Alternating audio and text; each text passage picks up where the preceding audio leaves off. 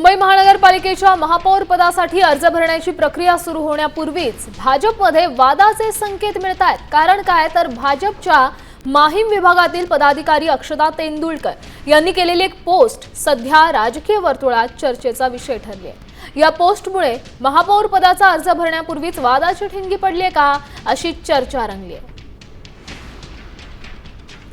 काय म्हटलं या पोस्टमध्ये पाहूयात। मुंबईचा महापौर कुणीही असो पण फुटपाथ अतिक्रमण, SRA मधले घोटाळे आणि ड्रग माफिया यांच्या विरोधात ठामपणे, निर्भीडपणे आणि सातत्याने काम करणारी हवी,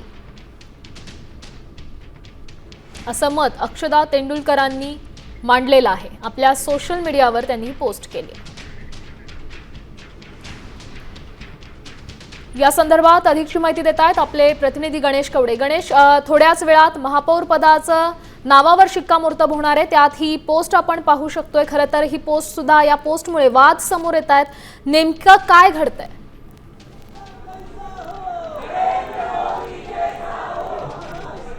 नक्कीच अवघ्या काही वेळामध्ये आहे ते महापौर पदासाठी घोषणा आहे ती होताना पाहायला मिळणार आहे। आणि त्याच अगोदर जी नावं चर्चेत होती म्हणजे राजश्री शिरोडकर यांच्या विरोधात असलेली पोस्ट असेल आणि दुसरीकडे रितू तावडे यांचं देखील नाव आहे ते चर्चेत आहे। या दोन नावांपैकी ही महत्त्वाची नावं आहेत आणि त्यामधलंच कुठलं तरी नाव आहे यावर शिक्कामोर्तब होईल अशा पद्धतीने देखील सांगितलं जातं। आणि यासाठी एक भाजपच्या कार्यालयामध्ये एक जल्लोष होताना पाहायला मिळतो, कारण की गेल्या 25 वर्षानंतरून प्रथमच जे आहे ते भाजपचा महापौर आहे तो बसणार आहे आणि भाजपचा महापौर बसत असल्यामुळे एक जल्लोष देखील आहे तो झालेला पाहायला मिळतो। जय श्रीरामाच्या घोषणा देखील आहेत त्या होताना पाहायला मिळतात।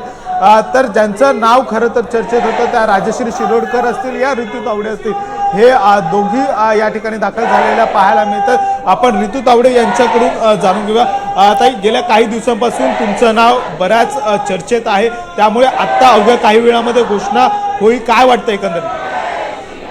काही दिवसापासून नाव चर्चेचे आहे ते तुमच्या माध्यमातूनच आम्ही ऐकतोय, पण भारतीय जनता पक्ष हा एक शिस्तबद्ध पक्ष आहे। या ठिकाणी प्रत्येक नगरसेवक, प्रत्येक कार्यकर्ता हा खूप मेहनत करून या ठिकाणी आलेला असतो। पक्षाच्या वतीने जे काही नाव आता डिक्लेअर होणार ते आम्हाला सर्वांना मान्य असेल। राखीताई जाधव आहेत, खरं तर विरोधी पक्ष नेत्यांचं काम देखील त्यांनी महापालिकेत केलेलं आहे। ताई, आता तुम्ही ज्या पक्षात आलेला आहे त्या पक्षाचा महापौर बसतोय, कसं बघतायत? मुंबई शहराला गेल्या 4 वर्षांच्या नंतर आज महापौर मिळणार आहे। प्रत्येक मतदारसंघाला आज नगरसेवक मिळणार आहे आणि म्हणून जितकेच मुंबई महानगरपालिकेचे आम्ही नगरसेवक उत्साही आहोत, तितकेच मुंबईकर देखील उत्साही आहेत की या शहराला महापौर मिळणार आहे।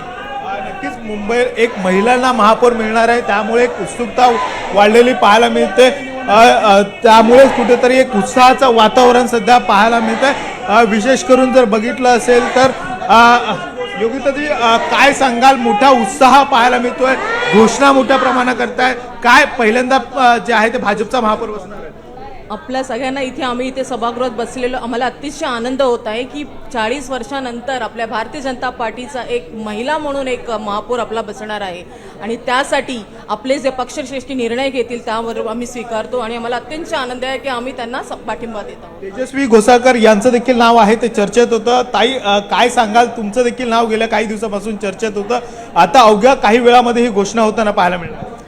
खरं तर भारतीय जनता पार्टीचे मी खूप धन्यवाद देते की त्यांनी मला इथे फॅमिलीसारखं आणलं आणि त्यानंतर इथे आज महापौर ही भारतीय जनता पार्टीची महिला महापौर होणार आहे आणि खूप आनंद आणि उत्साह या भारतीय जनता पार्टीच्या कार्यालयात दिसत आहे। आणि कोणी असेल तरी भारतीय जनता पार्टीची पहिली महापौर ही होणार आहे। शिल्पा सांगुरजी, तुमचं पहिल्यांदा